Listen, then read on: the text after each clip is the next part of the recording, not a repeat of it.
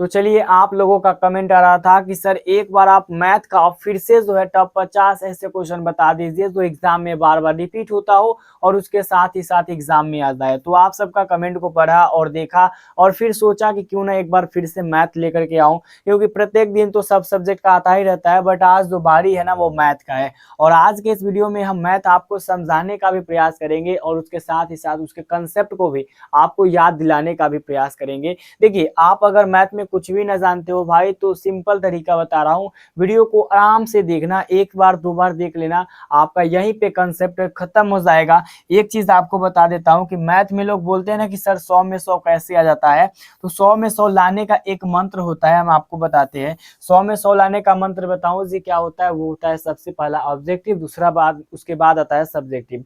क्योंकि आप एक साल पढ़ते हो और एक साल में भी आपसे 100 में 100 नहीं आता है, क्योंकि आप सिर्फ सब्जेक्टिव पर ध्यान देते हो।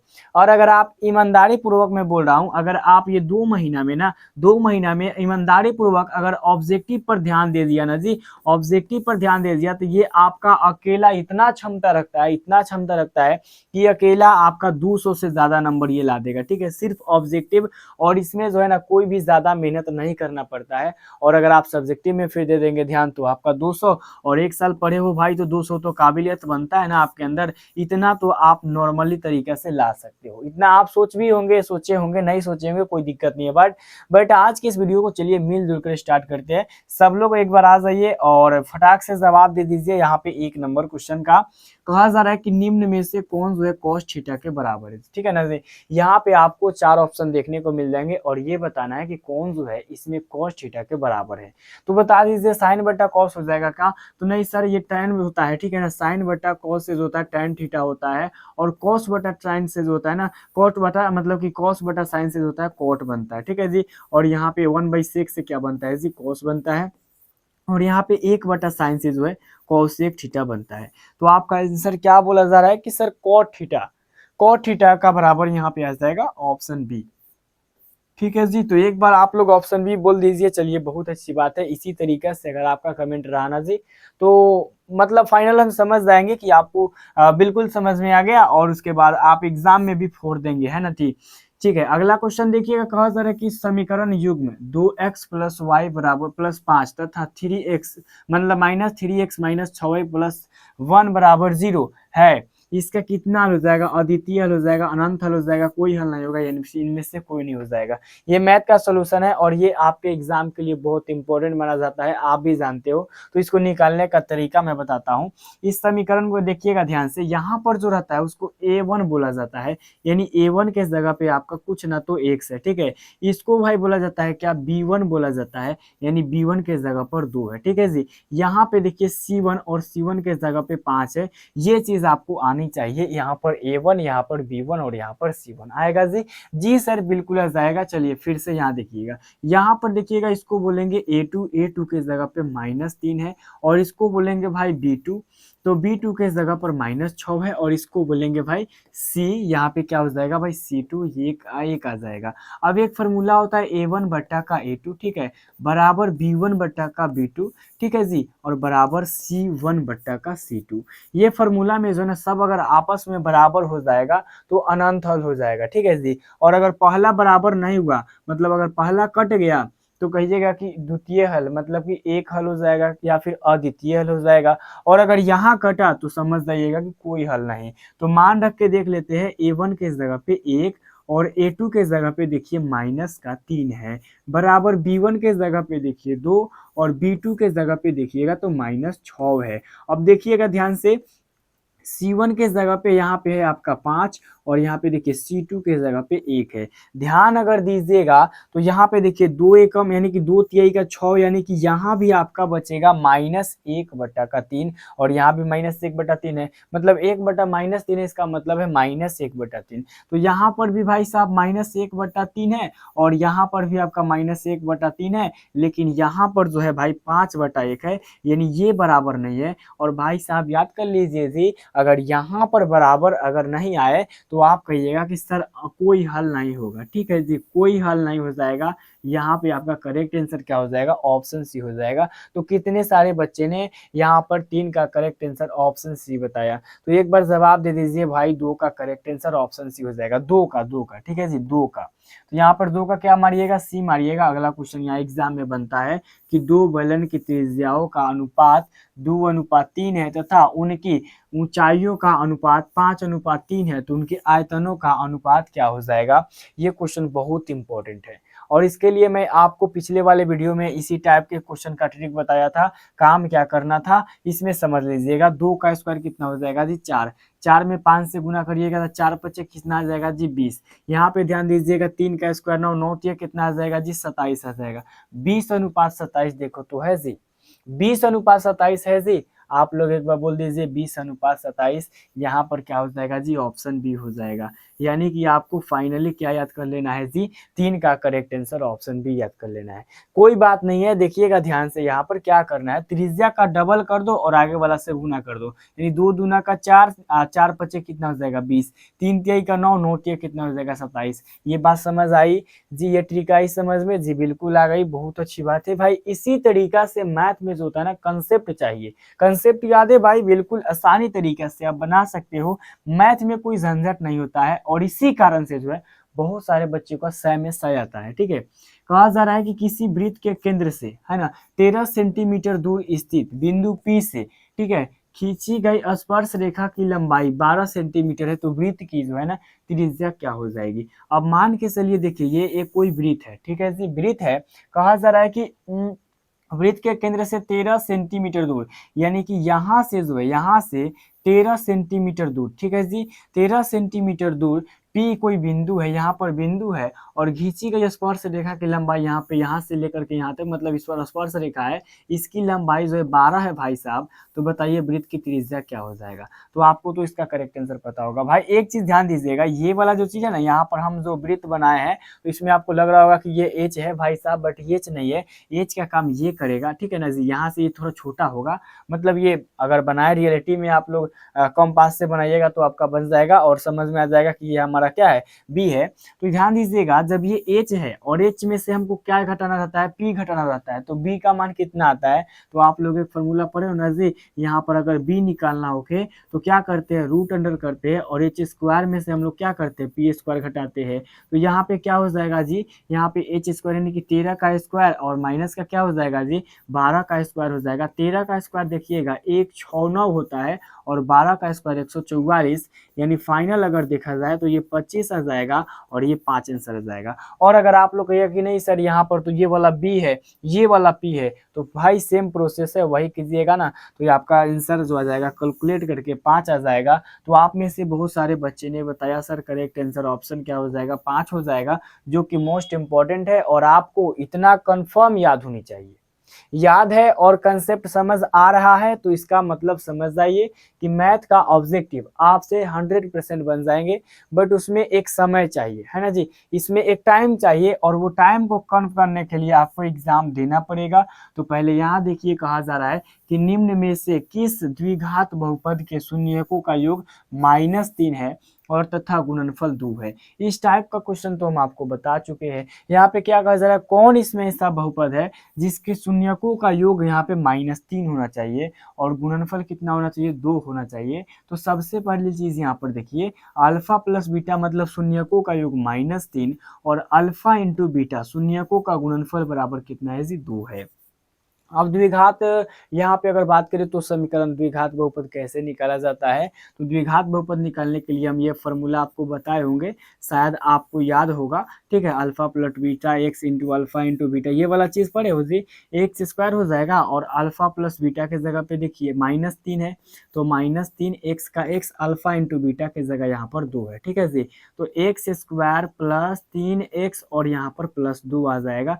क्या हो जाएगा इसका करेक्ट आंसर जी, तो आप कहिएगा sir x square plus 3x plus 2 हो जाएगा और ऑप्शन आप लोग देख लीजिए। तो यहाँ पे आपको 5 का ऑप्शन ए देखने को मिल जाएंगे जो कि करेक्ट है भाई, और आपको 5 का ए याद कर लेना है। मैथ में थोड़ा समय लगेगा बट पूरा क्वेश्चन समझा करके जाऊंगा और पूरा एक एक तोड़ तोड़ कर बताऊंगा कि इसका आंसर कैसे आया। ठीक है जी, यहाँ पे 0 और 50 के बीच विषम संख्याओं की संख्या यहाँ पे बतानी है। मतलब 0 और 50 के बीच में विषम संख्या कै गो आता है ये बताना है। तो सबसे पहले यहाँ पे समझ लीजिए 6 का जो करेक्ट आंसर हो जाएगा वो ऑप्शन बी हो जाएगा। कैसे होगा ये अभी हमको बताना जरूरी है, क्योंकि आप ये पूछिएगा कि सर आप तोड़ तोड़ के बताने वाले थे, तो ये भी बताइए। तो सबसे पहले चीज देखो 0 और 50 के बीच में, ठीक है, 25 को जो होता है सम संख्या होता है, 25 को सम संख्या, और यहाँ पर 25 को आपका क्या होता है जी, विषम संख्या होता है, ठीक है ना, विषम संख्या होता है। और अगर आपको निकालना होके तो कहिएगा, जैसे कि 0 के बाद 1 आता है ना जी,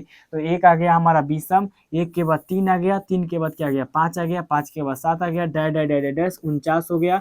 अब यहाँ पे ध्यान दीजिएगा ये टीएन का मान हो जाएगा, ये ए का मान हो जाएगा, और यहाँ से आप लोग डी का मान क्या निकाल लीजिएगा, 2 निकाल लीजिएगा, यानी ए के जगह 1, डी के जगह 2, और यहाँ पे टीएन के जगह क्या रख लीजिएगा 49। और समांतर श्रेणी के क्वेश्चन पे इसे आसानी तरीके से आप बना सकते हो। अगर आपको कुछ बेसिक फार्मूला पता हो तो क्या फार्मूला लगेगा, टीएन बराबर जी, टीएन बराबर ए प्लस एन माइनस का 1 इंटू का डी। अब यहाँ पे टीएन की जगह 49 है रख दिए, और यहाँ पे देखिए ए के जगह पे क्या है जी, ए के जगह पे यहाँ देखिएगा तो 1 दिया है, और एन के जगह निकालना है, और यहाँ डी के जगह 2 दिया है ना जी। सब तोड़ तोड़ कर बता दूंगा जी, तोड़ कर बता दूंगा। देखिएगा ये 1 हो जाएगा, और ये प्लस हो जाएगा, 2n हो जाएगा, है ना, 2n हो जाएगा, और यहाँ पे क्या हो जाएगा भाई, -2 हो जाएगा, यानी 49। और देखिए 1 में से 2 गया तो -1 बचेगा, और -1 उधर जाएगा तो +1 आ जाएगा, और ये 2n आ जाएगा। आप समझ रहे हो ना, 50 में 2 से भाग करेंगे तो 25 आ जाएगा। इसीलिए मैं आपको बोल दिया हूँ कि पहले याद कर लो, उसके बाद हम तोड़ फाड़ करेंगे, ठीक है। अब देखिए 24 है, 15 है, 22 है, 13 है, 9 है, 10 है, इसका और 30 है, इसका परिसर क्या हो जाएगा। तो परिसर का मतलब क्या होता है, सबसे पहले समझो। परिसर का मतलब यहाँ पे देखिए सबसे बड़ा वाला में से जो है ना सबसे छोटा वाला को घटा दीजिए। तो यहाँ पे आप देखिएगा सबसे बड़ा वाला संख्या कौन है जी, परिसर के लिए सबसे बड़ा यहाँ पर 30 है। तो 30 में से आपको फाइनली क्या कर देना है जी, 30 में से सबसे छोटा संख्या 9 है, यहाँ पे घटा दीजिए। जो फाइनल आंसर आ गया ना जी वो आपका करेक्ट हो जाएगा। क्या आ गया फाइनल आंसर, एक बार बता दीजिए आप लोग, ताकि हम भी कंफर्म हो जाए कि यहाँ पे जो है 7 का करेक्ट आंसर क्या हो जाएगा। एक बार जवाब दीजिएगा तो आप लोग बताइएगा कि सर यहाँ पे 7 का करेक्ट आंसर हो जाएगा ऑप्शन डी, जो कि मोस्ट इंपॉर्टेंट है। और परिसर के लिए एक फॉर्मूला याद रखना, बड़ा वाला में से छोटा वाला को घटा देना है, ठीक है जी, बड़ा वाला में से छोटा वाला को घटा देना है। अगला यहाँ पे क्वेश्चन देखिएगा, एग्जाम में ये क्वेश्चन बनता है कि दो चर में से, ठीक है, दो एक घातीय समीकरणों के ग्राफ यदि प्रतिच्छेदी रेखाएं हो तो हलों की संख्या क्या हो जाएगी, बताओ। ये क्वेश्चन तो बहुत इंपॉर्टेंट है। जैसे यहाँ पे कहा जा रहा है कि जैसे ये ग्राफ आप पढ़े हो ना, इस टाइप का 3 क्वेश्चन बनता है जो एग्जाम में रिपीट होता है। तो जैसे आप पढ़ते हो तो यहाँ पे कटता है ना जी, यहाँ पे कट जाता है, मतलब जब एक दूसरे को कोई भी ग्राफ, कोई भी रेखा प्रतिच्छेदित करता है, तो यहाँ पे जो है इस चैप्टर में अगर बात करें तो सिर्फ एक हल होता है जी, ठीक है, सिर्फ एक हल होता है। इसका करेक्ट आंसर ऑप्शन ही हो जाएगा।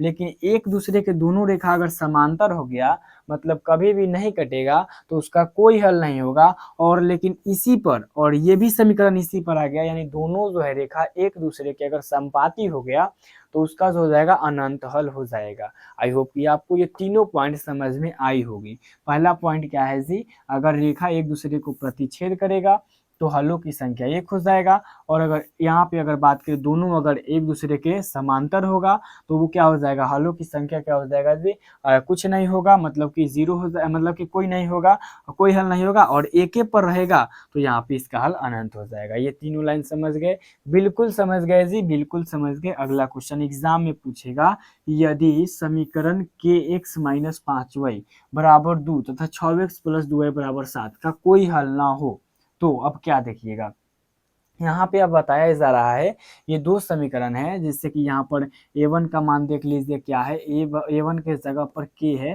ठीक है, और b1 के जगह पे यहाँ पे -5 है, और यहाँ पर देखिएगा ध्यान से c1 के जगह देखो, अगर इसको इधर भेज दिएगा तो इधर इसको भी भेजना होगा, तो इधर माइनस में अगर मानिएगा तो माइनस में 2 हो जाएगा। और सेम टू सेम यहाँ पे अगर a2 देखिएगा तो 6 है, ठीक है, और यहाँ पे b2 भाई कितना है, b2 यहाँ पर 2 है, और यहाँ पे भाई देखिएगा C2 कितना आ जाएगा, -7 आ जाएगा। अब ध्यान दीजिएगा A1 बट्टा का A2 और यहाँ पे देखिए B1 बट्टा का B2 करेंगे और यहाँ पर C1 बट्टा का C2 करेंगे। क्या कहा जा रहा है कि यदि मतलब कि जो है ना कि कोई हल ना हो, ठीक है, कोई हल ना हो, मतलब यहाँ पे काट देंगे और यहाँ पे काट देंगे तो इसको उतारेंगे भी नहीं, ये दोनों से हमारा काम चल जाएगा। A1 के जगह K है और यहाँ पे A2 के जगह देखिएगा ना भाई तो 6 आ जाएगा और B1 के जगह पे देखिए -5 है और यहाँ पे B2 के जगह पे 2 है। तो यहाँ पे देखिएगा 2 के हो जाएगा जी, 2 के हो जाएगा, यहाँ पे देखिए 2 के हो जाएगा और ये माइनस कितना हो जाएगा, -30 हो जाएगा। यानी इसको काटेंगे ना तो के का मान -15 आ जाएगा, ठीक है, -15 आ जाएगा, जो कि आपको ऑप्शन डी देखने को मिल जाएंगे और आपको यही ऑप्शन करेक्ट टू करेक्ट याद कर लेना है। तो कितने सारे बच्चे ने याद कर लिया, यहाँ पे 9 का करेक्ट आंसर ऑप्शन डी। तो चलिए बहुत अच्छी बात है। एक चीज और यहाँ पे समझ लीजिएगा, अगर इस टाइप से क्वेश्चन आए ना जी A1/A2 करके तो समझ लीजिएगा यहाँ कटेगा तो द्वितीय हल, यहाँ कटेगा तो कोई हल नहीं, ना कटेगा तो अनगिनत हल, ठीक है जी। अगला क्वेश्चन एग्जाम में बनता है, यदि साइन थीटा बराबर कॉस थीटा तो थीटा का मतलब मान किसके बराबर हो जाएगा। ये क्वेश्चन तो बार बार रिपीट होता है, इसे आप ध्यान से समझ लो और आज के बाद इसका टेंशन ही क्या कर देना है भाई, छोड़ देना है, ठीक है जी। तो साइन थीटा बराबर कॉस थीटा है। अब एक काम क्या करना है, इसको अगर बनाने का प्रोसेस समझो तो मैंने कि याद कर लो कौन ऐसा मान है जिसमें साइन थीटा का मान उतने और कॉस थीटा का मान उतने। तो आप कहिएगा सर 45 डिग्री का, मतलब कि साइन 45 डिग्री का मान जो होता है ना जी, साइन 45 डिग्री का मान वही सेम टू सेम आता है कॉस 45 डिग्री का मान। बट आपको जानना है कि सर कैसे, तो ध्यान दीजिएगा, साइन को साइन में रहने दीजिएगा, ठीक है, साइन को साइन में रहने दीजिएगा। और अगर हम कॉस थीटा को अगर हम साइन थीटा में लिखेंगे तो क्या लिखेंगे जी, 90 माइनस का थीटा। ये साइन से साइन गया, थीटा इधर बचा और इधर 90 बचा और माइनस का थीटा बचा, थीटा उधर चला जाएगा तो 2 गो थीटा हो जाएगा बराबर 90 हो जाएगा। यानी फाइनल थीटा का मान जो हमारा हो जाएगा 90/2 आ जाएगा, 45 आ जाएगा। तो ये हम सिद्ध करके बताया है ना कि कैसे आता है। बट आपको याद होगा कि सर साइन 45 डिग्री का मान भी वही होता है और कॉस 45 डिग्री का मान भी वही होता है। तो यहाँ पे आप क्या कर सकते हो, ऑप्शन ए टिक कर देना, ठीक है। 10 का क्या हो जाएगा जी, ऑप्शन ए हो जाएगा। बहुत अच्छी बात है, इसी तरह से बताते रहो तब तो जानेंगे ना जी कि कंफर्म हो गया। बहुत अच्छी बात है। अगला क्वेश्चन है कि sine square theta plus cos square theta बराबर क्या होता है। ये तो एक फॉर्मूला है, ये फॉर्मूला अगर आपको पता नहीं होगा तो भाई त्रिकोणमिति पढ़े नहीं होंगे। और ऐसा नहीं हो सकता है कि आप त्रिकोणमिति पढ़े नहीं होंगे, यानी त्रिकोणमिति पढ़े होंगे तो आपको इसका आंसर पता होगा। तो sine square theta plus cos square theta बराबर, आप लोगों का कमेंट आ रहा है कि सर ए हो जाएगा, ए हो जाएगा, आप ये बता दीजिए। तो 11 का भाई यही हो जाएगा, यानी कि sine square theta plus cos square theta बराबर क्या होता है, 1 होता है। ये मोस्ट इंपॉर्टेंट है, याद कर लीजिएगा। अगला क्वेश्चन आपके एग्जाम में पूछेगा कि कॉस 90 माइनस ए बराबर क्या होता है, यानी कि कॉस 90 माइनस थीटा बराबर क्या होता है। अभी आपको जस्ट समझाया ना कि साइन 45 बराबर कॉस 45 कैसे होता है, सेम टू सेम वही है जी। तो यहाँ पे क्या कहा जा रहा है कि कॉस 90 माइनस ए बराबर क्या होता है, तो कॉस 90 माइनस थीटा से साइन थीटा होता है, यानी आपका करेक्ट आंसर ऑप्शन बी हो जाएगा। चलिए इसी तरीका से आप लोग बताते रहिए, अगर इस तरीके से बताइएगा तो मुझे भी लग जाएगा कि आपकी तैयारी परफेक्ट है और आप जो है अपने एग्जाम में 400 नंबर लाने का प्रयास जरूर कीजिए, क्योंकि आ जाएगा, ठीक है। यहाँ पे कहा जा रहा है कि द्विघात बहुपद एक्स स्क्वायर माइनस 2 के शून्यक है। अब यहाँ पे हम रेख करके क्यों चेक करेंगे जी, देखिएगा एक्स स्क्वायर माइनस 2 बराबर 0, यानी एक्स स्क्वायर बराबर ये प्लस में 2 आ जाएगा और x बराबर यहाँ पे प्लस माइनस रूट अंडर 2। एक बार देख लीजिए प्लस में रूट अंडर 2 और एक बार माइनस में रूट अंडर 2, आपको ऑप्शन कहाँ पे देखने को मिल जाएंगे, तो आपको यहाँ पे ऑप्शन बी देखने को मिल जाएंगे। क्या हो जाएगा जी, ऑप्शन बी करेक्ट देखने को मिल जाएगा। याद कर लीजिएगा 13 का करेक्ट आंसर आपको ऑप्शन बी देखने को मिल जाएंगे। और इस टाइप का एक क्वेश्चन बनता है कि एक्स स्क्वायर माइनस 3 का शून्यक निकालिए और शून्यकों और गुणांकों के बीच में क्या कीजिए, संबंध की सत्यता जांच कीजिए। तो एक बार आप लोग अपना कॉपी में इसे लिख लीजिए और सिद्ध करके एक बार हमें दिखा दीजिएगा, ठीक है जी। इसे आप क्या कीजिएगा, सिद्ध करके हमें दिखा दीजिएगा, ये काम आप जरूर कीजिएगा, ठीक है। ये काम जरूर कीजिएगा क्योंकि आपसे हम पूछेंगे कि आपने ये बनाया कि नहीं बनाया, ठीक है। तो याद कर लीजिए। और अगला यहाँ पे देखिएगा, कहा जा रहा है कि tan स्क्वायर 60 डिग्री का मान क्या होता है। आप लोग सोच करके बता दीजिए कि tan स्क्वायर 60 डिग्री का मान क्या होता है। तो आप में से बहुत सारे बच्चे अब सोच रहे होंगे कि सर tan स्क्वायर 60 डिग्री का मान क्या होता है। इसमें सोचना नहीं है भाई, देखो अगर tan स्क्वायर शीट है ना, tan स्क्वायर 60 डिग्री, अब सिंपल है, tan 60 डिग्री का मान होता है √3, है ना, √3 होता है, √3, और √3 का स्क्वायर कर दो, स्क्वायर से रूट गया, क्या आ गया फाइनल आंसर। तो आप कहिएगा कि सर 3 आ गया। और यहाँ पे 3 किस ऑप्शन में है भाई, तो आप कहिएगा सर 3 जो है ऑप्शन बी में है, यानी कि 14 का करेक्ट आंसर फाइनली क्या हो जाएगा भाई, ऑप्शन बी हो जाएगा। क्या हो जाएगा जी, ऑप्शन बी हो जाएगा। बस इतना ही हमको चाहिए था, जितना आप जो है मतलब कि बता रहे हो ना, उतना ही हमको लग रहा था कि आप लोग इतना चालाक जरूर होंगे, बट उससे भी आगे निकल रहे हैं। बहुत बहुत बहुत बहुत धन्यवाद और इतना तक जाने के लिए। और एग्जाम में देखिए ज़्यादा अगर आपका मार्क्स आएगा ना, तो उसमें मेरा भी भलाई होगा, क्योंकि मेरा भी प्रचार होगा कि इसका बच्चा पढ़ करके इतना गया उतना गया, समझ रहे हो। तो इसलिए हम भी मेहनत करते हैं और आप भी मेहनत कीजिए ताकि आपका भी नाम बने। कहा जा रहा है कि बिंदुओं इतना और इतना के बीच की दूरी अब क्या हो जाएगा जी, बीच का दूरी बराबर क्या होता है। तो बीच का दूरी निकालने का एक फॉर्मूला होता है। क्या होता है, बीच की दूरी अगर निकालना होके तो दूरी सूत्र बराबर होता है जी √अंडर, ठीक है, x1 माइनस x2 का होल स्क्वायर, ठीक है, प्लस y1 माइनस y2 का होल स्क्वायर। लेकिन आपको इतना दिमाग लगाना नहीं है, ध्यान दीजिएगा इसको, चाहे देख लीजिए, ध्यान लगाइए यहाँ पर। यहाँ पे देखिए इसमें से इसको क्या कर देना है, आगे वाला का आगे वाला याद रखिएगा, पीछे वाला का पीछे वाला, ठीक है। यानी कहने का मतलब यहाँ पे समझिएगा, सिंपल बता रहा हूँ। आगे वाला में से पीछे, आगे वाला x1 है तो -5, ठीक है, माइनस फार्मूला वाला x2 के जगह पे -1 है, ठीक है, इसका स्क्वायर हो जाएगा। और यहाँ पे देखिए y1 के जगह पे 7 है, ठीक है, और y2 के जगह पे 3 है, इसका स्क्वायर कर देंगे। अब यहाँ देखिएगा ध्यान से, तो ये वाला आ जाएगा, ये प्लस में हो जाएगा दोनों मिल करके, और एक में से मतलब कि 5 गया तो -4, एक और स्क्वायर कर देंगे, और इसमें क्या घटेगा जी, 4 बच जाएगा, है ना, इसका स्क्वायर कर देंगे।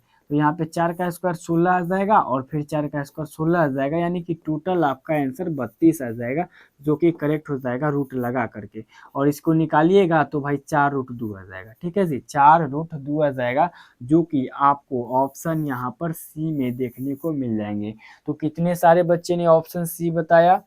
तो चलिए भाई, इसी तरीका से आप लोग बताते रहिए, यहाँ पे करेक्ट आंसर क्या हो जाएगा भाई, 15 का सी आ जाएगा। चलो अगला क्वेश्चन एग्जाम में आपके पूछेगा, यदि द्विघात समीकरण bx² ax + c = 0 के मूल समान है तो क्या होगा।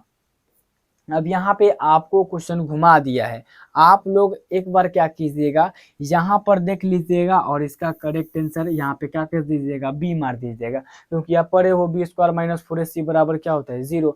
0 नहीं, मतलब कि डी होता है, और डी का मान क्या होता है, जब मूल समान होता है तो 0 होता है। बट एक चीज आपने नहीं ध्यान दिया, यहाँ पर a की जगह जो है, a की जगह b है, और यहाँ पे b की जगह a है, यही ध्यान रखने वाली बात है। तो जहाँ पे b का स्क्वायर होता था, b² - 4ac, जहाँ b का होता था वहाँ पे हम a का स्क्वायर लिखेंगे, ठीक है ना जी। जहाँ पे b होता था वहाँ पे a का स्क्वायर रखेंगे, और 4 जहाँ पे a होता था वहाँ b रखेंगे, 4bc हो जाएगा। a² - 4bc = 0 हो जाएगा। a² - 4bc, a² - 4bc = 0। आपको ऑप्शन ए याद कर लेना है, ठीक है जी। तो यहाँ पे इसमें कंफ्यूज नहीं होइएगा। ये 2000 अगर बात करें तो 20 या फिर 21 में ये क्वेश्चन पूछा गया था, 16 नंबर इस टाइप से। तो ये आप ध्यान जरूर दीजिएगा, नहीं तो आपका 1 नंबर कट जाएगा, माइनस में चला जाएगा, बट प्लस में करना है, माइनस में नहीं जाने देना है। अगला क्वेश्चन एग्जाम में पूछता है कि 6 सेंटीमीटर भुजा वाले घन में से 2 सेंटीमीटर भुजा वाले किनारे घन बनाए जा सकते हैं। मतलब कि 6 सेंटीमीटर भुजा वाले घन में से जो है 2 सेंटीमीटर के भुजा वाले कितने घन बनाए जा सकते हैं। तो एक बार आप लोग 17 का करेक्ट आंसर बता दीजिए। क्या जवाब दीजिएगा भाई 17 का करेक्ट आंसर। तो आप में से बहुत सारे बच्चे बोले सर 27 हो जाएगा, 27 हो जाएगा।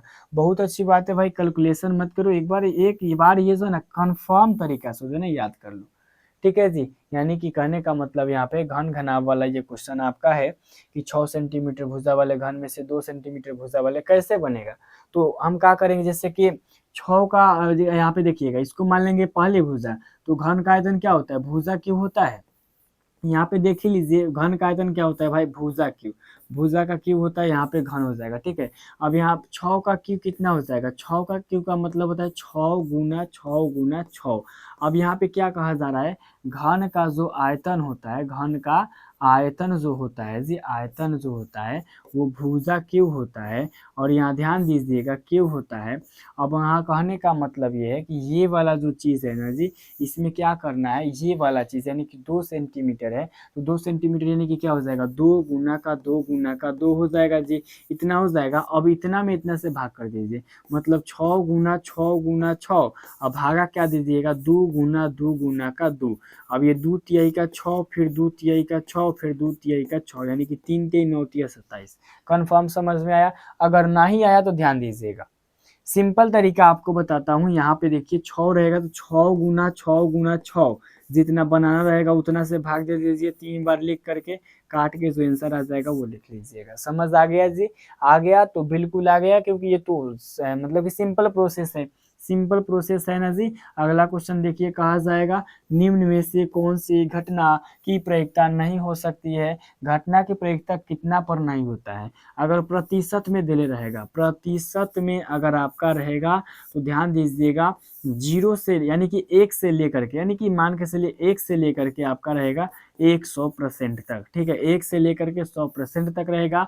और अगर वही चीज आपका अंक में दिया रहे ना जी, संख्या बोलो चाहे अंक बोलो चाहे संख्या बोलो, तो आपको इसका जो है ना 0 से लेकर के और 1 के बीच होनी चाहिए। अगर 0 से कम है, मतलब माइनस में अगर है, तो मतलब कि प्रायिकता नहीं होगा। अगर 1 से ज्यादा है, 1.5 है, तो ये प्रायिकता नहीं होगा। सिंपल समझो, प्रायिकता का मतलब परसेंट में 0 से लेकर के, मतलब कि 1 से लेकर के पूरे आपका 100 तक।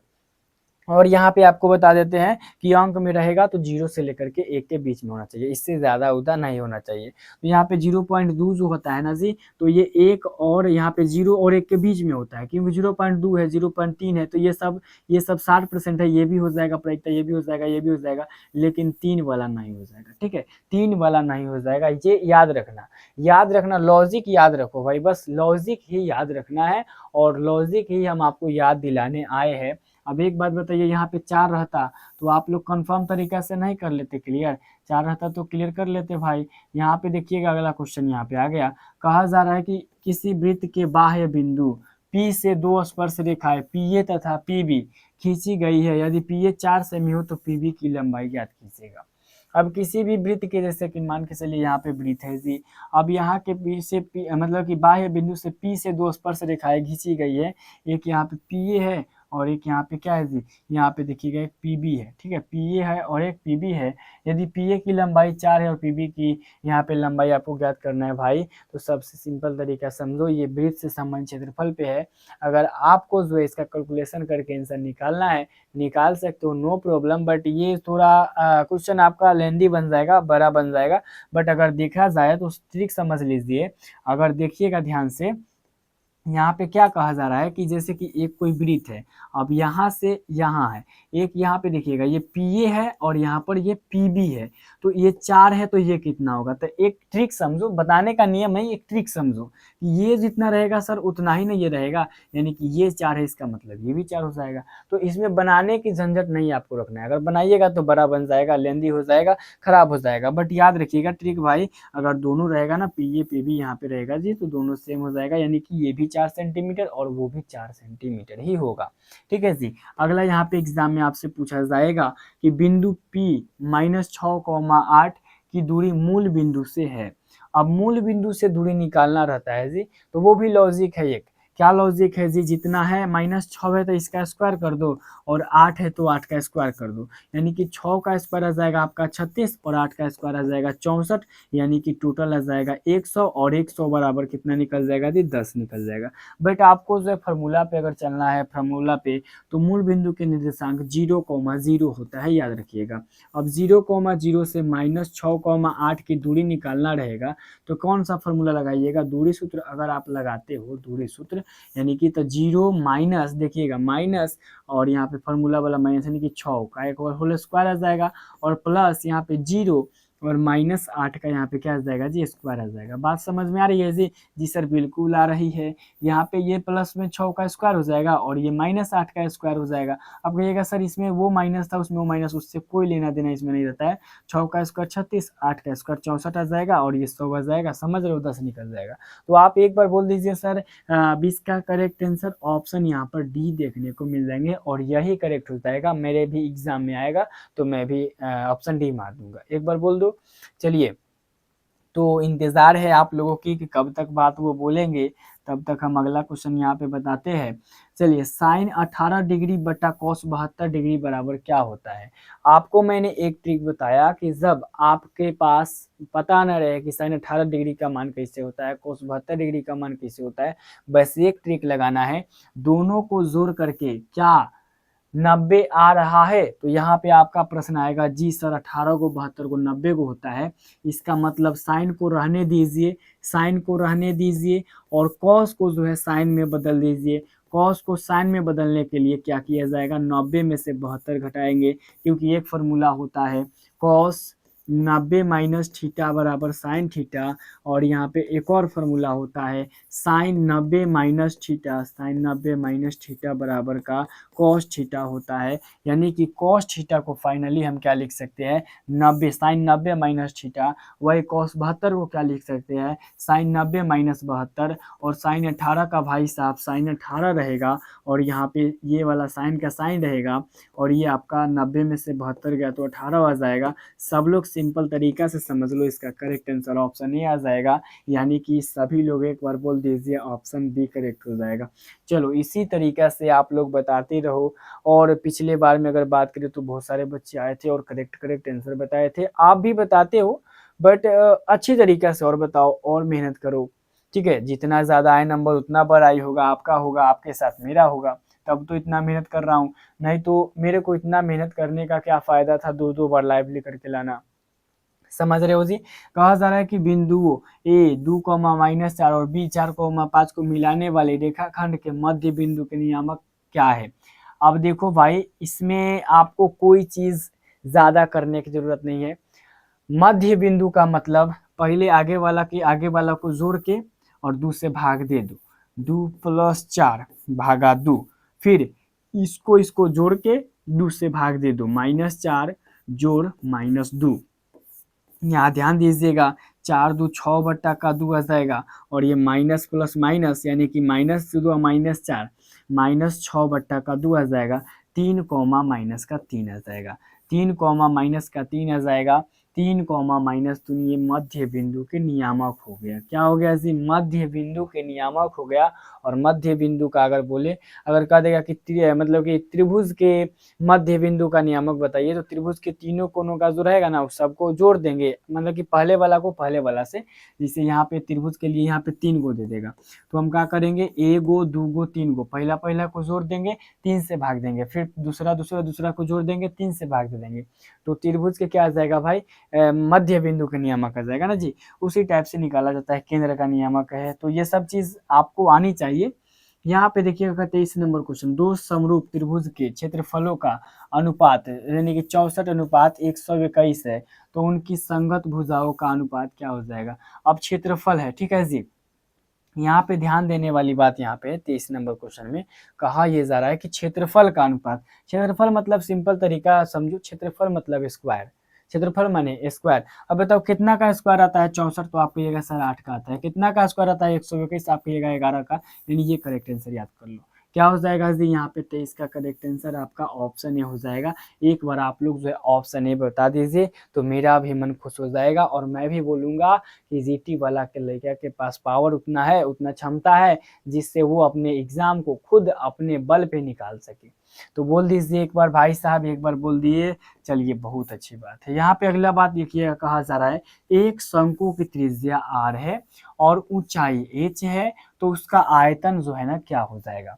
शंकु का आयतन क्या होता है? एक बार बता सकते हो जी? बता दीजिएगा तो बहुत अच्छी बात है, नहीं बताइएगा तो क्या करेंगे जी? हम बता देंगे, हम बताएंगे, हमारे बताने का काम है। चलो भाई मैं याद करा देता हूँ, एक बार याद कर लो। शंकु का आयतन 1/3 पाई आर स्क्वायर एच होता है।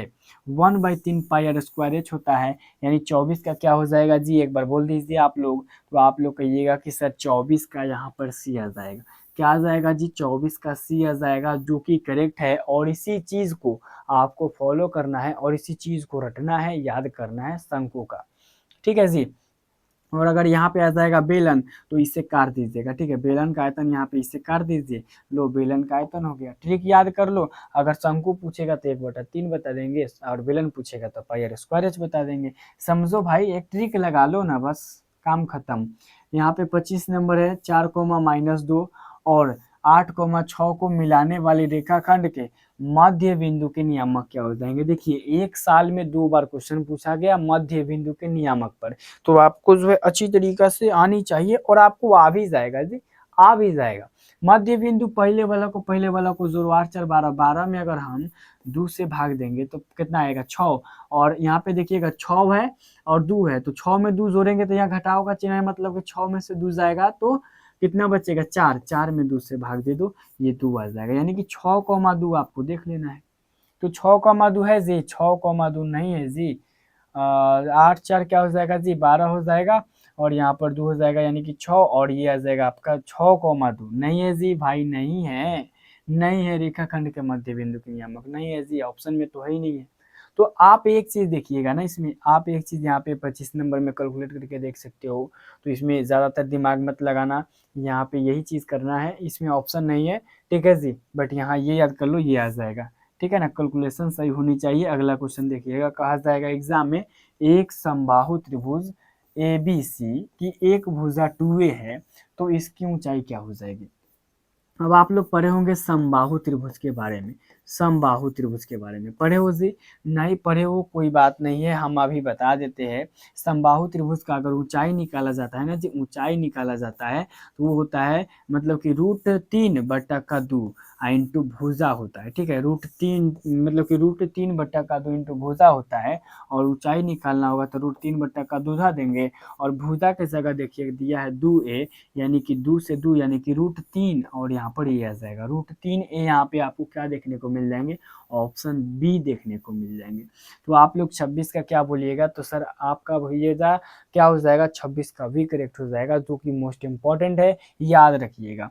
अगला क्वेश्चन एग्जाम में भाई पूछ देगा कि समांतर श्रेणी 2, 6, 10, 14 का कौन सा पद 82 है?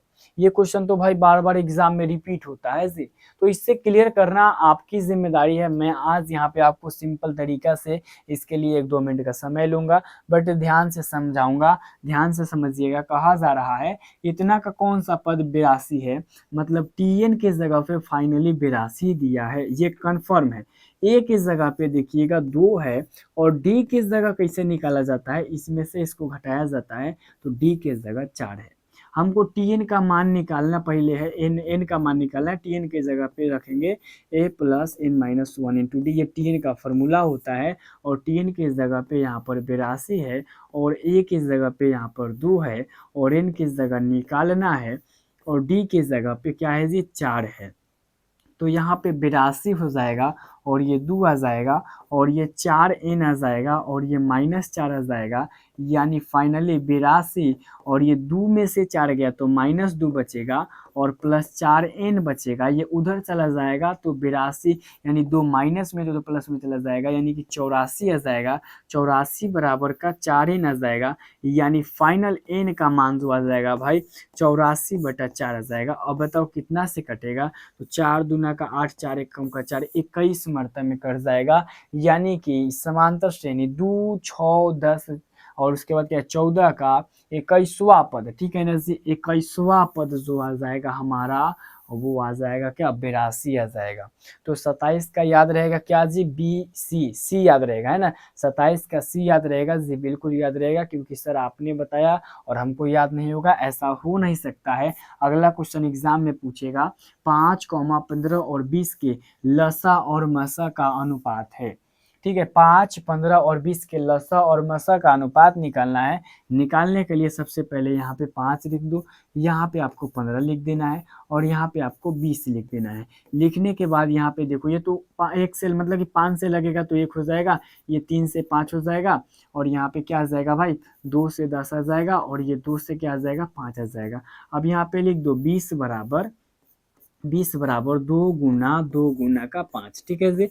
और यहाँ पे लिखो 15 बराबर 3 गुना का 5 और यहाँ पे लिखो 5 बराबर सीधा डायरेक्ट 5, ठीक है, 1 गुना का 5। ये वाला 5 मिला, यानी मसा इसका क्या आ गया जी, मसा इसका आ गया 5, ठीक है। और लसा क्या आ जाएगा जी, लसा देखिएगा ध्यान से, लसा एक तो ये वाला हो गया 5, ठीक है। और यहाँ पे देखिएगा तो अब मिलने वाला नहीं, यानी कि 2 2 3, यानी 2 गुना का 3 आ जाएगा। यानी कि 5 दूना का 10, 10 दूना का 20, 20 3 का 60 आ जाएगा। अब देखिएगा कह रहा है लसा और मसा, तो लसा पहले यानी कि 60 और मसा बाद में यानी कि 5, 12 × 60 यानी कट जाएगा, यानी कि ये 12 आ जाएगा और इधर 1 आ जाएगा। 12:1 यहाँ पे आपको ऑप्शन डी में देखने को मिल जाएंगे और ये एक चीज आपको नया सीखने को मिले होगा। ये नया सीखे हो ना जी, ये बता दो ईमानदारी से कि जी सर हम ये नया सीखे हैं, ये आज तक हमको पता नहीं था, बट थोड़ा थोड़ा पता था, बट पूरा रियलिटी पता नहीं था। एक बार बोल दो हाँ या फिर ना, पता था तो बहुत अच्छी बात है जी। अगला क्वेश्चन एग्जाम में ये पूछ देगा तो कैसे जवाब दीजिएगा, यदि पी एक्स बराबर x² माइनस 3x माइनस 4, तो पी एक्स का एक शून्यक है। अब शून्य ज्ञात करने के लिए, यानी कि शून्य जांचने के लिए आपको फाइनली क्या करना पड़ेगा, जैसे कि यहाँ पे 2 रख देंगे x के जगह, तो 2 का स्क्वायर हो जाएगा -3 गुना 2 हो जाएगा और ये -4 हो जाएगा। 2 का स्क्वायर 4 -6 -4 यानी कि 4 माइनस का 10, ये क्योंकि दोनों जोड़ेगा क्योंकि माइनस में है, ये -6 यानी कि यह शून्यक नहीं है, ऑप्शन ए गलत हो जाएगा। ऑप्शन यहाँ पे अब हम बी रख के देखेंगे, तो 4 का स्क्वायर माइनस का 3 गुना का 4 और माइनस का 4, 4 चौका 16 और ये 4 तिहाई 12 और माइनस का 4, ये 16 और 12 4 16, यानी आपका जीरो आंसर आ गया। इसका मतलब जो है इसका शून्यक जो आ जाएगा भाई साहब 4 आ जाएगा, तो 29 का क्या हो जाएगा भाई, बी हो जाएगा। चलिए इतना तो करेक्ट आंसर बताओ कम से कम। और आज का ये टॉपिक देखने के बाद आपको अंदाजा लग गया होगा कि हम किस ओर जा रहे हैं। यदि 5 cos थीटा बराबर 3, तो 3 tan थीटा का मान क्या हो जाएगा। आप ध्यान दीजिएगा 5 है और cos थीटा बराबर 3 है, पहले हम cos थीटा का मान निकालेंगे, तो cos थीटा बराबर 3/5 हो जाएगा। यानी फाइनल यहाँ पे क्या दिया है, cos थीटा बराबर b/h होता है। अब हमको p का मान निकालना है। p का मान निकालने के लिए क्या होता है, h² माइनस b² होता है, ठीक है जी। तो h के जगह पे 5 है तो 5 का स्क्वायर और यहाँ पे b के जगह पे 3 है तो 3 का स्क्वायर। 5 का स्क्वायर आपका 25 हो जाएगा, 3 का स्क्वायर 9 हो जाएगा। 25 में से 9 गया तो कितना बचा जी, तो सर 25 में से 9 गया तो 16 और इसका फाइनली 4 आ गया। तो आप लोग क्या कहिएगा सर, पहले तो ये 4 आंसर है। अभी यहाँ देखिए 3 tan थीटा का मान निकालना है, तो 3 और tan थीटा के जगह p/b आता है, 3 का 3 और गुना p के जगह कितना आया जी, p के जगह यहाँ पे आपका आया 4 और b के जगह कितना है जी, b के जगह पर 3 है। 3 से 3 गया, आपका फाइनल आंसर क्या आ गया, 4 आ गया। तो आपको क्या याद कर लेना है, ऑप्शन सी याद कर लेना है। जी सर बिल्कुल आपने बताया कि यहाँ पे 30 का करेक्ट आंसर ऑप्शन सी हो जाएगा, जो कि बिल्कुल करेक्ट है। चलिए अगला क्वेश्चन देखिएगा, एग्जाम में पूछ देगा कि 38.5 सेंटीमीटर स्क्वायर क्षेत्रफल वाले वृत्त की त्रिज्या क्या हो जाएगी। तो पहले हम लिखेंगे वृत्त का क्षेत्रफल, ठीक है, क्योंकि क्षेत्रफल दिया है तो लिखेंगे वृत्त का क्षेत्रफल। यहाँ पे क्या होता है, πr² होता है और यहाँ पे दिया है 38.5। इसका मतलब सोच है, ये जाएगा तो नीचे 10 आ जाएगा, यानी हम लिखेंगे 385/10। क्या लिखेंगे जी, 385/10 लिख देता हूँ, 385/10, ठीक है जी। और बराबर में क्या है, पाई का मान 22/7 और गुना देखिएगा r का स्क्वायर हो जाएगा, 7 उधर उधर जाएगा और 22 नीचे आएगा, यानी 385, ठीक है जी। और भागा में यहाँ 10 और यहाँ पे गुना में 7 और नीचे गुना में 22 हो जाएगा, ठीक है जी। इसका आधा 11 हो जाएगा और इसका आधा कितना हो जाएगा, 19, यानी कि देखिएगा ध्यान से, आधा करने के लिए 385 का, अरे भाई आधा तो होगा नहीं, आधा नहीं होगा जी, आधा नहीं होगा। यहाँ पे हम क्या करेंगे, पहले इसको हटा देंगे। पहले 1 मिनट रुक जाइएगा भाई, मिस्टेक हो गया। यहाँ पे देखिएगा 385 है, लिख दिया, बटा में 10 लिख दिया, और यहाँ पे 7 उधर भेज दिया, और यहाँ पे क्या कर दिया, नीचे में 22 लिख दिया। अब यहाँ पे देखिएगा ध्यान से, इसका 5 से कट जाएगा, यानी ये भी 5 से कितना मरतबे में, 2 मरतबे में कट जाएगा। और ये भाई कितना कटेगा जी, एक बार कंफर्म करो तो जी। तो आप ये कि सर ये कट जाएगा 5 36, 5 सत्ते 35, और 3 5 सत्ते 35, 77 आएगा क्या जी। एक बार कंफर्म कर दो क्या 77 आएगा। तो आप कहिएगा जी सर 5 सत्ते 35 और 5 सत्ते 35 77, 11 दूना 22, 11 सत्ते 77, यानी आ गया हमारा 7 सत्ते ऊपर का 49 और नीचे का 4 आ गया, बराबर का आर स्क्वायर आ गया। यानी फाइनल अगर देखा जाए तो आर बराबर आ जाएगा √49/4, जो कि कन्वर्ट हो जाएगा 7/2 में, और 7/2 मतलब 3.5। तो ये क्वेश्चन बहुत ही मजेदार था, क्योंकि जिसमें मजा आता है ना उसी को बोला जाता है मजेदार। मजेदार यानी बहुत बढ़िया लगा। तो इस क्वेश्चन का सलूशन करने में मजा आया मेरे को। आपको कैसा लगा ये बता दो, क्योंकि ये करेक्ट आंसर आ जाएगा और मोस्ट इंपॉर्टेंट क्वेश्चन है।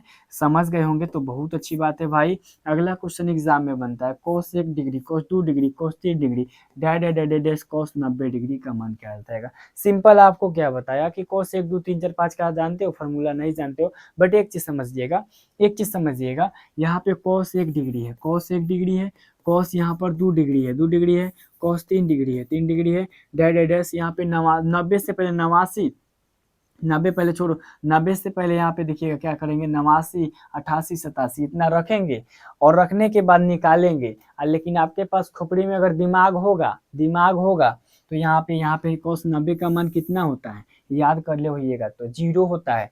तो सब में हम सब में 0 से गुना करेंगे तो कितना आएगा आंसर, 0 आ जाएगा। दिमाग होगा तब, नहीं तो सोल्यूशन करिएगा, करने के बाद निकालिएगा तो आपका 0 आ जाएगा। तो वो निकालने के बाद जाइएगा, तब तक यहाँ कंफर्म देख लीजिएगा। 90 है मतलब 0 भाई। cos 90 का मान कितना आता है, वो cos 90 का मान कितना आता है, जवाब दो। यहाँ पे संख्या a और b नहीं, a और 18, ठीक है। संख्या a और 18 का लसा 36 है और मसा 2 है, तो a का मान ज्ञात करना है। अब आप लोग पढ़े होंगे कि जैसे पहली संख्या गुना दूसरी संख्या बराबर लसा गुना मसा होता है, पढ़े हो। तो यहाँ पे ये 2 गो संख्या है, एगो a है, एगो 18 है।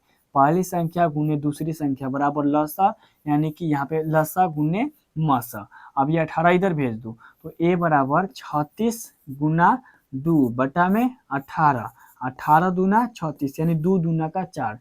a का मान क्या आ जाएगा जी, 4 आ जाएगा। समझे कि नहीं समझे। यहाँ पे a और 18 एक दो संख्या है, और जिसका लसा 36 और मसा 2 था, तो यहाँ पे हम क्या किए हैं, a गुना यानी पहली संख्या गुना दूसरी संख्या बराबर लसा गुना मसा, a को भेज दिए काट के, यहाँ पे आंसर 4 मंगा दिए। समझ आ गया जी, बिल्कुल आ गया। अगला क्वेश्चन देखिएगा, एग्जाम में पूछ देगा, यदि दो त्रिभुज a और b, ABC और PQR में कोण a बराबर कोण p, कोण b बराबर कोण q और कोण c बराबर कोण r हो, तो त्रिभुज ABC त्रिभुज PQR के समरूप हो जाएगा। मतलब कहने का ये है कि सब चीज सेम है, यहाँ जो है ना चीज, वो भी यहाँ के सेम है, यानी A B C आ जाएगा, और यहाँ पे P और यहाँ पे Q और यहाँ पे R आ जाएगा, सब कुछ सेम है जी। तो इसीलिए ABC PQR के मतलब कि समरूप हो जाएगा। अगला कहा जा रहा है कि यदि tan थीटा बराबर 3/4, तो sin थीटा का मान क्या हो जाएगा। अब यहाँ लिख दीजिएगा tan थीटा, ठीक है, 3/4, tan का होता है p और इसका होता है b, h निकालिएगा ना तो आपका 5 आ जाएगा। h निकालिएगा, p square plus b square धके तो आपका 5 आ जाएगा, निकाल के रख लीजिएगा, अलग निकाल लीजिएगा। यहाँ पे समझ लीजिए, तो यहाँ पे साइन थीटा बराबर क्या होता है जी, तो आप कहिएगा सर साइन थीटा बराबर होता है p/h। क्या होता है p/h, p का मान यहाँ पर 3 है और h का मान 5 है। कंफर्म है भाई। तो यहाँ पे आपका 3/5 ऑप्शन डी में देखने को मिल जाएंगे। चलो एक बार ऑप्शन डी बोल दो, सभी लोग एक बार बोल दो ऑप्शन डी। चलो भाई ऑप्शन डी डी डी, चलो भाई, चलो बहुत अच्छी बात है। इसी तरीके से बताएगा तब न हमको भी करने में मजा आएगा कि जीटी वाला का लड़का नहीं, एक ब्रांड होगा। निम्न में से कौन अपरिमेय संख्या नहीं है, अपरिमेय नहीं है। ये क्वेश्चन को तो लाना था फर्स्ट में, बट लास्ट में लाया हूँ। तो अपरिमेय का मतलब यहाँ पर होता है कि जो रूट से बाहर ना निकले। तो यहाँ पे अपरिमेय नहीं है, इसका मतलब इसमें कौन रूट से बाहर निकलेगा, 10 ना निकलेगा, 24 ना निकलेगा, 35 ना निकलेगा, 121 निकलेगा। कितना मरतबा में, कितना मरतबा में, 11 में, 11 में 11 से गुना कीजिएगा 121 आ जाएगा। हाँ, बहुत सारे बच्चे को ये भी पता नहीं है इसमें और इसमें कौन अपरिमेय है, इसमें कौन अपरिमेय है। तो आप लोग फटाक से खोजिएगा सर 9 है 9 है 9 है, बट एक चीज देख लीजिए भाई, यहाँ पे 9 का 3 हो जाता है लेकिन 8 का नहीं निकलता है, 2 होता है, इसीलिए √8 जो है एक अपरिमेय है, बट 9 जो है एक परिमेय संख्या है, याद रखिएगा।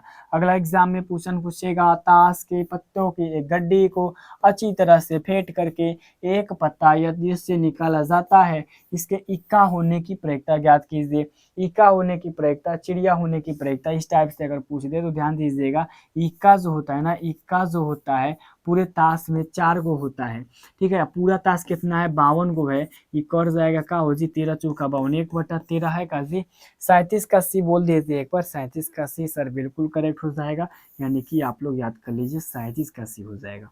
अगला क्वेश्चन एग्जाम में आपका बनेगा, किसी घटना ई के लिए निम्न में से कौन सही है, बताओ। पीई का मान जो है 1 से बड़ा होता है, या फिर पीई का मान जो है 1 से छोटा होता है, या फिर पीई 1 के बराबर होता है, या फिर पीई -1 के बराबर होता है।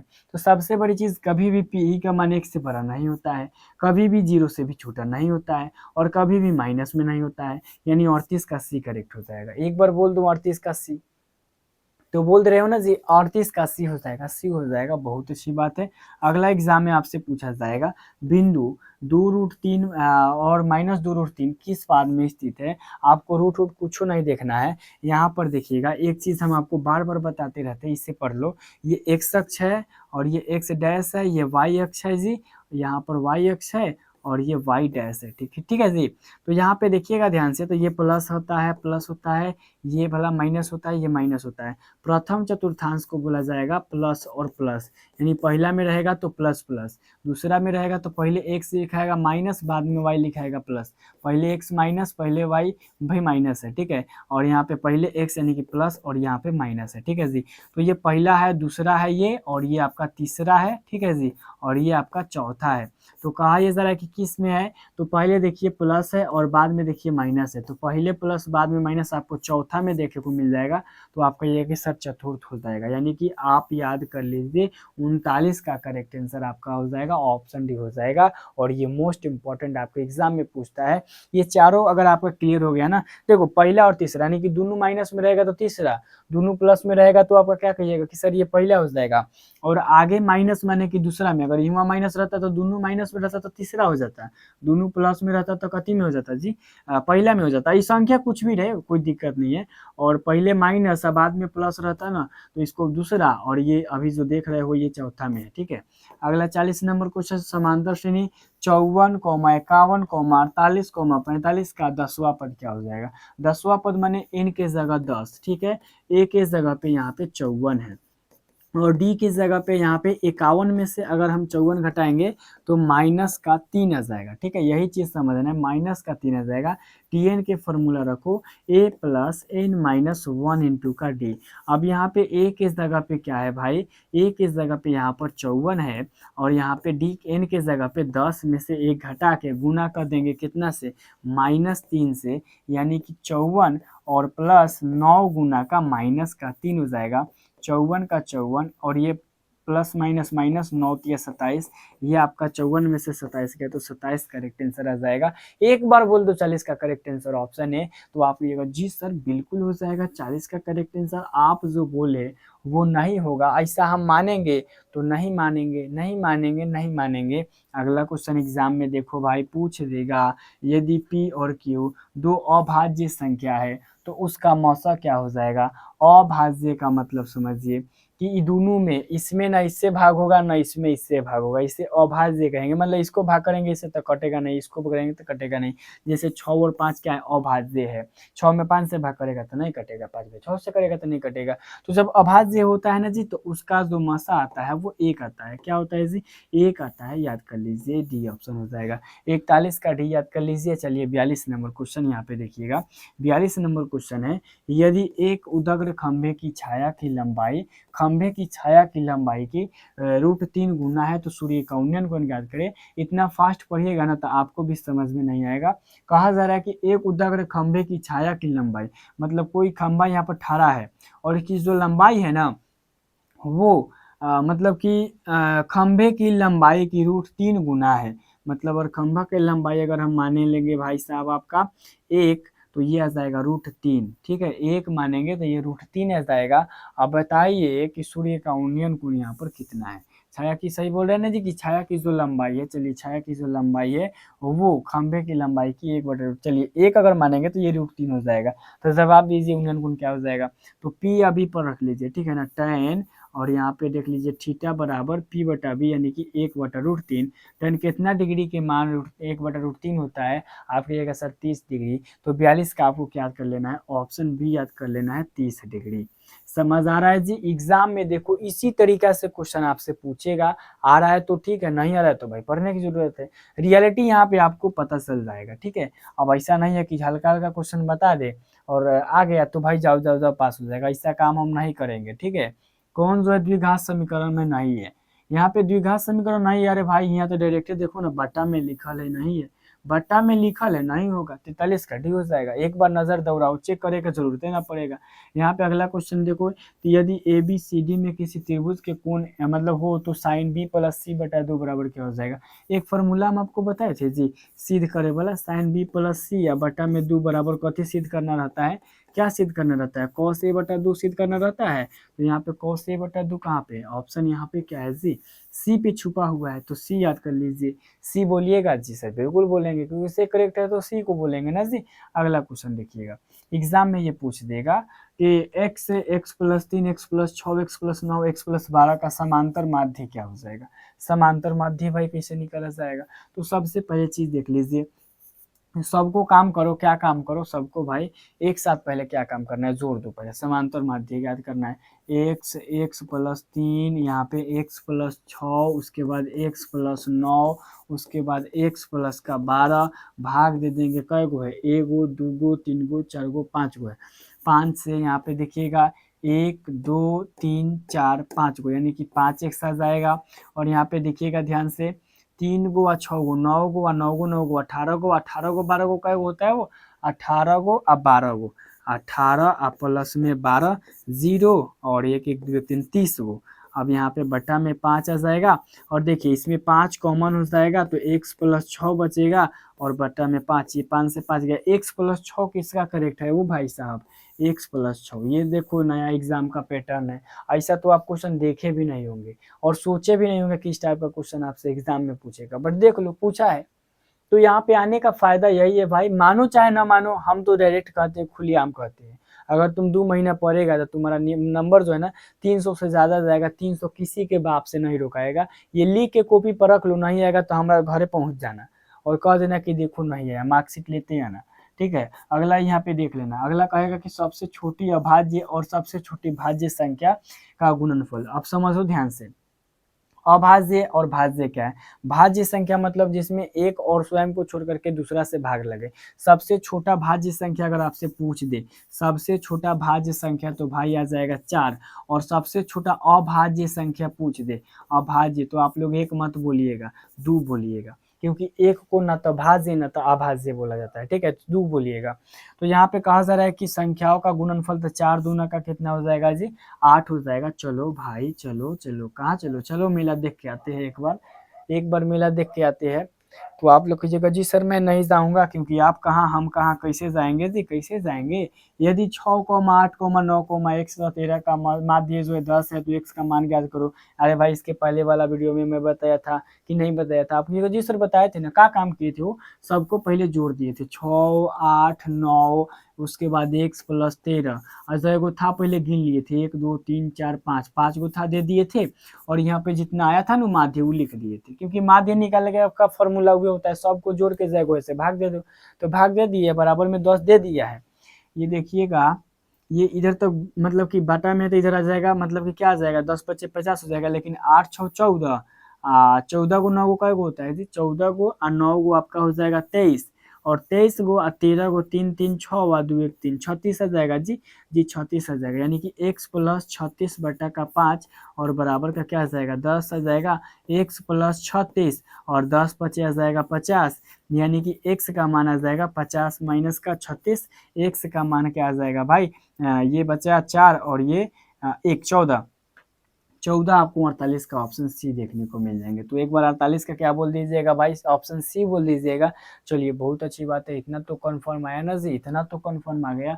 चलो भाई अगला क्वेश्चन देखिएगा, अगला क्वेश्चन आपसे एग्जाम में पूछा जाएगा, ध्यान दीजिएगा। एक रेखा जो मतलब कि वृत्त को दो विभिन्न बिंदुओं पर प्रतिच्छेद करती है उसे क्या कहते हैं। तो देखिएगा, एक रेखा जो वृत्त को दो विभिन्न बिंदुओं पर प्रतिच्छेद करती है उसे कहा जाता है छेदक रेखा। क्या कहा जाता है, छेदक रेखा कहा जाता है।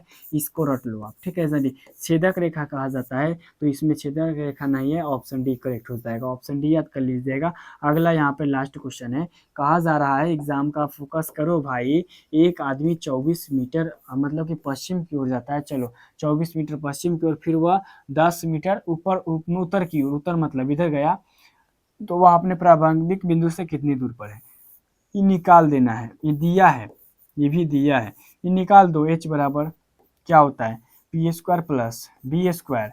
ध्यान दीजिएगा, p का स्क्वायर आ जाएगा 10 का स्क्वायर और ये 24 का स्क्वायर, यानी कि 10 का स्क्वायर 100 और 24 का स्क्वायर 576, यानी यह आ जाएगा आपका 6 से 76, जो निकल जाएगा 26 का। तो यहाँ पे आपका 26 मीटर हो जाएगा। क्या हो जाएगा, 26 मीटर हो जाएगा। मेरी तरफ से जो है ना, आज कोई भी कमी, गणित में कोई भी कमी नहीं हुआ है, बट आपको कमी लगे तो भाई उसे आप लोग सॉल्व करने का भी प्रयास करो, क्योंकि कमी हमारे तरफ से तो नहीं हुआ है।